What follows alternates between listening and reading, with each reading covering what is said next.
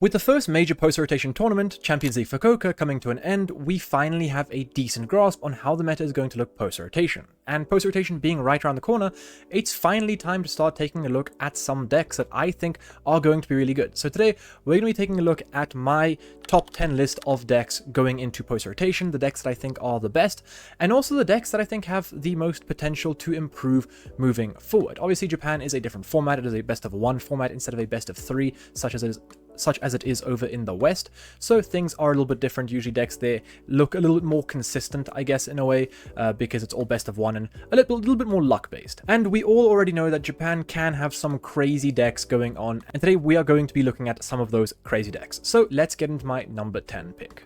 Also, I got a haircut. What do we think? We got short hair now. W's in the chat for short hair, I guess. So for my number 10 pick, we have Tera Box or new Tera Box.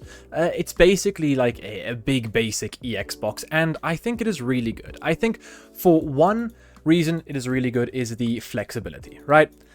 And flexibility is a key part to decks. So I've decided that this deck is a different deck to Mega Absol, because I feel like both of these decks kind of have a different a different play style. This deck is a little bit more aggressive. You know, in the early game, you've got something like Teal Mask Ogerpon. You've also got obviously the Clefairies and the Teal Mask Ogerpon is the energy engine. The Wellspring Ogerpon early game is the aggressor, and then you've got your Teal Mask Ogerpon as your energy acceleration and pseudo draw engine, whereas your main draw engine is the Kangaskhan, and then this main energy engine is the Crispin, and then obviously you do have your full energy switch. I think energy switch is just a great. I think these are kind of my favorite types of decks. I really do love these kinds of decks in the meta because they're just fun. These decks are just really, really fun. And now with Iono out of the format and Countercatcher out of the format, I think these decks are going to be definitely more popular because, one, they're pretty simple to play, right? Simple. That's not how you spell that. Anyway, two, they're pretty consistent, right? Which is something that is pretty good. And they're fun, right? And that's honestly, these three, I think I might have misspelled all three of these words, but that's besides the point. I think these three in like combination just make this deck good, right? It is a simple deck to play. It is consistent and it is fun. It has some pretty good lines. Like you can definitely get good with this deck. You can definitely outskill your opponent at times with this deck. And another thing is that it is very flexible. You can play a lot of random stuff in this deck. For example, here is another version of the deck. You see both of these decks have the same idea. However, this one is a Lily build with a much heavier focus on the Lily's Clefairy, even playing a Lily's Pearl, and then also playing the new Psychic Energy, which that you get out other Psychic Pokemon. So this is a very I do not fuck with Dragapult kind of deck. Even playing the Mist Energy. I'm pretty sure the other one was also playing Mist Energy. Mist Energy is also pretty good going into the upcoming format. But yeah, you can kind of get an understanding of what these decks are. And moving on to my number 9 pick, we have Team Rocket's Mewtwo. So I know a lot of you are really excited for Team Rocket's Mewtwo. The unfortunate thing with Team Rocket's Mewtwo is that in order to beat Dragapult, it has to strip away its identity, right? Having Lily's Clefairy on the bench just sucks because, one, it is a really easy two-prizer, right? Obviously, the Mewtwo is a two-prizer as well, however, it has 280 HP, right? Lily's Clefairy has 190, so Dragapult can just boss up Lily's Clefairy and just take that knockout there, right? And it kind of sucks for you. Not only that, they can use the bomb, put 130 damage onto it, gust up something like a Team Rocket Spidops, knock out that guy, and then also knock out your Clefairy with the residual damage counters. Obviously, a really good play here in this deck is to go with the Team Rocket's Mewtwo, slap the energy onto that with the Clefairy on the bench. The problem is you still have to have the Clefairy on the bench, and on the following turn, if your opponent is able to string together another attack and they're able to bomb something like the Articuno, they can go ahead and Phantom Dive into the Clefairy and take out the Rocket's Mewtwo and take 4 prize cards on that turn, right? Another thing is that it does struggle against Dark decks at times. You might say, oh, but Grimmsnarl is probably going to lose this deck, or Zoroak is going to lose the deck. Sure, on paper, it's definitely not great. However, Zoroak does have ways to take multiple prizes in the beginning of the game with the, what is the thing called? Darmanitan. So it can target down things like your Tarantulas. And not only that, with a Binding Mochi and other damage mods, it can actually just knock out your Team Rocket's Mewtwo and also knock out a bench Pokemon, right? So obviously you're not going to be evolving into the Team Rocket's Mewtwo in that matchup, probably. You're going to be using a Spidops, but the thing is, the Spidops, like, damage output honestly isn't that high. It can do 180 damage, max, right?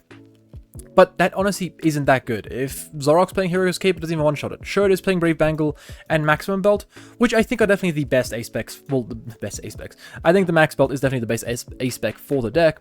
The problem is that, sure, it doesn't really have a draw engine. Like, sure, it does have a great consistency, like, support engine with the Ariana and the Transceiver and stuff. However, a well-placed Unfair Stamp is just going to break this deck apart, right? Unfortunately, that's just how it is, and we kind of saw that happen at this most recent Champions League. The deck was good, but it was losing to a lot of the other decks in the format. It definitely has some good matchups, but it definitely has some very bad ones, just like my number 8 pick, Team Rocket's Honkrow. Another Team Rocket's deck, however, this one just gets slapped about by Dragapult. And unfortunately, if you are going into the game right now and you do not have a great Dragapult matchup, your deck is not going to win. Unless you dodge Dragapult, it's not going to win. I would probably put Alakazam in the 8th as well, right? I think both of these decks have a similar... Alakazam. Sick. Alright, I got that correct. It just didn't... There was a lot of A's. There was a lot of A's there. 4 A's? I never realized Alakazam has 4 A's. But I think the problem is with Alakazam and this deck is that both of them struggle against Dragapult. And a lot of you will say that, but, you know, it's Iono's gone. Alright, cool. How do you deal with Unfair Stamp plus Watchtower, right, as Alakazam? Or how do you deal with just honestly Unfair Stamp Phantom Dive, right? It just tears apart your board, right? And this deck doesn't have any like anti-Dragapult measures. Like, sure, Articuno protects your basics, but once you evolve into these guys, it ain't protecting shit, right? Which just does kind of suck. And then with bombs, Dragapult can very easily get rid of your Honchkrows and Murkrows, right? And not only that, if you're being put down to 2 cards in your hand, it's not easy to get back into a 8-card hand without the help of Ariana. And if you're putting Fez into play, well, then Dragapult just has an even easier time going through you. So this is 8th because it just doesn't have a great Dragapult matchup, in my opinion. Moving on to number 7, we've got Zoroark itself. Zoroark is here for a few reasons. I think it does kind of struggle a little bit against these Tera Box decks that are hyper aggressive, because it just does struggle against decks that put a lot of pressure onto it, because it essentially is always going to present a 2-prize attacker into active, and with reversal energy rotating, you no longer have the option of attacking with a Darmanitan, so you always have to present a 2-prize attacker. And if these 2-prize attackers are able to get one-shot by something like a Teal Mask Ogerpon or like a Liz Clefairy with a full bench, well, there's really just not a lot you can do about it, right? So sure, this deck does not lose too much post-rotation. It is still a very aggressive deck, and it's still a very good deck. However, it's just not as good, I would say, as some of the other aggressive decks that we will get to shortly. I think Zoroark is still a great deck, don't get me wrong, and I think the meta will hopefully improve for it, but right now, the meta is just a little bit too aggressive for Zoroark, and without, like, comeback mechanics such as Countercatcher and Iono, and the attack honestly isn't that flexible, it kind of just has to take the prize cards, I think this deck can struggle a little bit. The one thing it does have going for it, obviously, is that it can't get bench locked, like trap locked with the retreat locked, with the Pekrunt, and it can retreat lock with the Yveltal, so that's a plus. And moving on, we've got this deck, which is insane to me that it isn't dead, Raging Bolt. And why would I say Raging Bolt is still good? Well, because it actually got top 4 at the most recent what is this thing called, Champions League, and also just has a really strong core. The Noctowl core doesn't leave, it is still really good. You've got Glass Trumpet, which is a great card. You still have Crispin, right? You still have access to cards like Energy Switch, you still have access to your Teal Mask Ogerpon, so you can still swing a lot of damage. You also have Baby Raging Bolt, which is pretty good. You have a good matchup into a lot of different decks. Without Countercatcher, honestly, Dragapult kind of struggles against Raging Bolt. It can't disrupt you and gust you in the same turn unless they play the Ace-Spec Unfair Stamp. So this deck does have a lot of merit to it, right? I think it obviously does struggle a little bit with the whole Unfair Stamp plus like Watchtower aspect of the deck.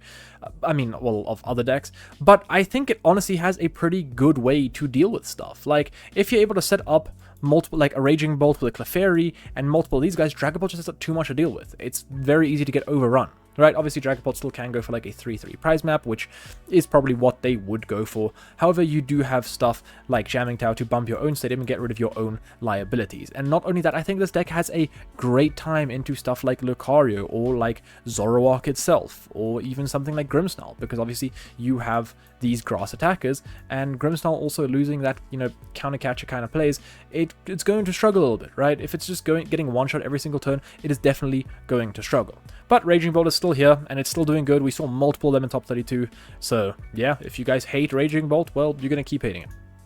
Speaking of Grimmsnarl, he is my next pick for, I think this is the sixth best deck. We got 5, 4, 3...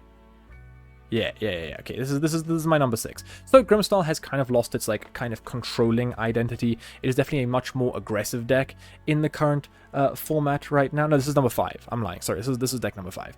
It is a little bit more aggressive. You can see, obviously, with the loss of Artisan, you just want to play 4 Spike Myths to try and get your guys out as fast as possible. You are playing multiple Rare Candies because you're not TM Evo anymore, so you are just a more aggressive deck. And what happens to aggressive decks? Well, Dragapult kind of beats aggressive decks with item lock and just Dragapult things. So this deck does struggle against Dragapult Dusknoir, obviously, because you don't really have many measures to prevent that. It also struggles against Straight Pult, because like we've gone over many times, Straight Pult is essentially just better Grimmsnarl, especially when you give them access to Frostlass, because they have a lot of abilities and a lot of damage to, like, build up, and also a lot of damage to move with Phantom Dive, right? And if they're playing something like a Shaman, then your Grimmsnarl just becomes even worse, right? So this deck is good. It beats a lot of stuff. It can beat anything in the format, and that is the nice thing. It is still a pretty good one prize like option with the Monkey Dories. You can sit in more Grims with your Frostlasses and attacking with your Badoo. It definitely has those kind of options, and it is still a really good deck. However, no built-in draw engine means like disruption mid-game from an unfair stamp can definitely break this deck. And if you look at this deck, it does not have many comeback potential, right? It does not, like mid-game, it is definitely going to be quite difficult to get back into the game without putting something like a Meowth in play. And for Dragapult, putting a Meowth in play is not great, because they are going to eat that thing up on the following turn. However, Grimmsnarl is good, and I would probably also put like Mega Starmie and just other Frostlass Monkey decks in this 5th slot as well, because all those decks kind of have the similar idea. I think Grimmsnarl is just the best one. It's just executed the best. It is just a energy efficient attacker. You're already playing Dark Energy, means you're going to play Monkey Dory. So yeah, I think this deck is also pretty good. Obviously with Badoo, it's a pretty good deck, right? It's slowing other stuff down while building up a lot of damage.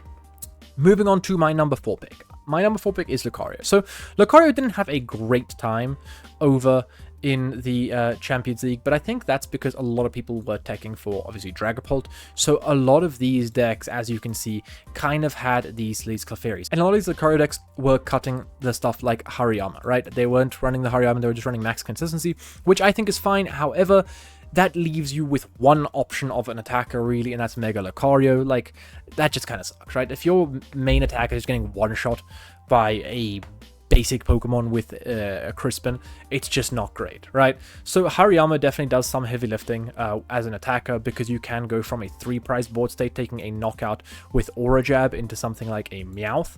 Then you can go ahead into the Hariyama, show your opponent's just taken 3 prize cards, but then you can start building up energy onto your Riolu, and then once you can take a knockout with the Hariyama, and they'll take the knockout onto your Hariyama, because if they take a knockout onto your Riolu, well, you can just attack with Hariyama again, right? And then on the following turn, you can go back into the Riolu and kind of attack with that. So without the Hariyama, I think this deck is not great. With the Hariyama, I think this deck is pretty solid.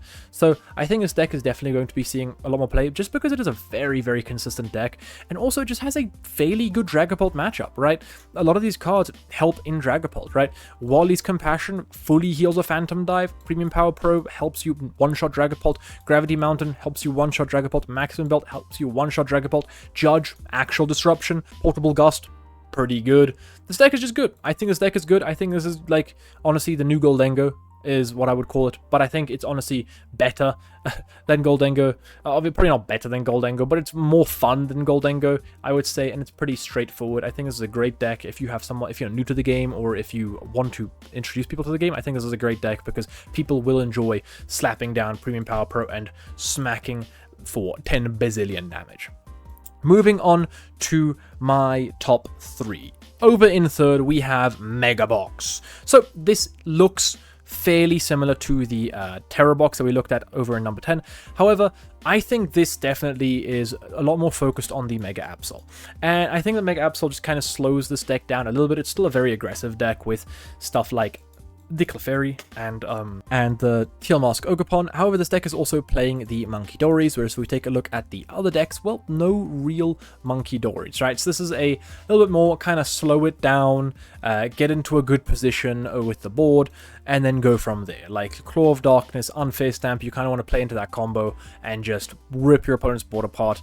And I think this deck is really good. Obviously, it is really good because we saw it get second place. Sorry, no, we saw it win the tournament. This deck won. This is the winner of the 7,000 player tournament over in Fukuoka.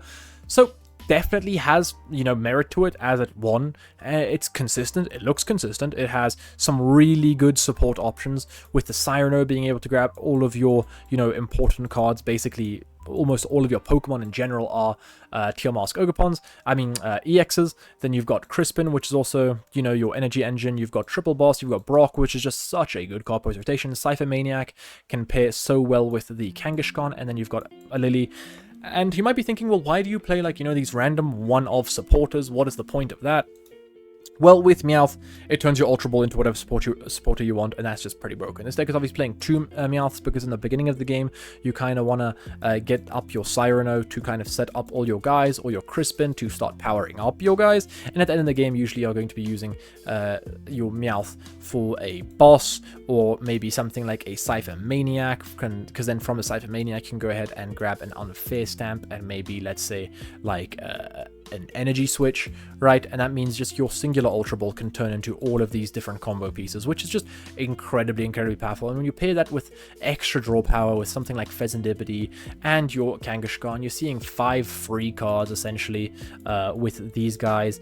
And then on top of that, you're going to grab whatever supporter you want with Meowth, meaning you can get so many extra pieces like from that turn. You can see 5 cards and basically 4 more cards with Cypher Maniac and stuff. So it is obviously really strong, but I think it is not the strongest deck. And that is because I think this is my second strongest deck, is Dragapult Dusknoir. I think Dragapult Dusknoir is still a very threatening deck post-rotation, and it shows. It did really well this event, and a lot of decks respect it, and it is just a very strong deck. And I think one of the reasons this deck is so strong is because it now becomes the best abuser of one of the best cards and one of the most underutilized cards in the game right now, which is Briar. Charizard's gone, Pidgeot's gone, meaning you can't get access to Briar that easily, but what is in? Meowth. Right? That means at the end of the game, if your opponent is on 2 prize cards and you're sitting on something like 4, if they don't have a Psyduck in play, all of a sudden I can go ahead and Ultra Ball for my Meowth, grab my Briar, pop my Dusknoir onto my opponent's Mega Kangaskhan or Absol and Phantom Dive for 4 prize cards, right? Which is pretty damn good.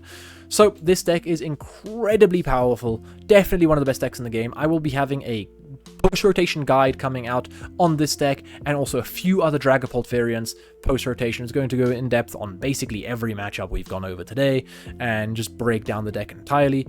So keep an eye out for that, and that's because our first deck today, our number 1 deck, is Dragapult, straight Dragapult. This is a bit of a weird version, so first let's take a look at a more normal version. Here is straight Dragapult. Straight Dragapult is just busted. Straight Dragapult, honestly, is just the most, like, convenient deck in the game. I say convenient because that's just kind of how it feels. It's just good. It just does its thing. You know what it's gonna do. You probably can't stop it. It's Dragapult. So, obviously, we have gone over the fact that straight Dragapult usually beats Dragapult with partners because it's just a more consistent, more streamlined version of Dragapult. It doesn't have to worry about these other things. It can bench stuff that actually help throughout the mid-game, such as Monkey Dories. You can have double Monkey Dory set up and just keep flinging Phantom Dive damage counters back from your opponent. Essentially, you're now doing 200 damage plus 120 to wherever you really want with double Monkey Dory setup, which is busted.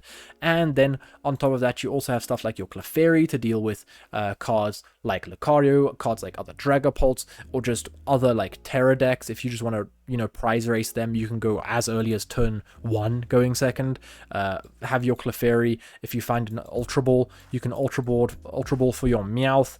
Go ahead and grab your Crispin onto your Clefairy and start swinging and start taking prizes while you start building up your Dracloaks, right? So you can actually be the one to start putting on pressure, which is really, really strong. And that is why I think this is the best deck in the game right now. There is this version which got top 4 over at the Champions League, and it is a deck. It is 60 cards. It definitely is a 3/3/2 Dragapult line with Kangaskhan's, triple Munkidori, and then you've got a bunch of other stuff in this deck, right? This is kind of like what happens if Mega Absol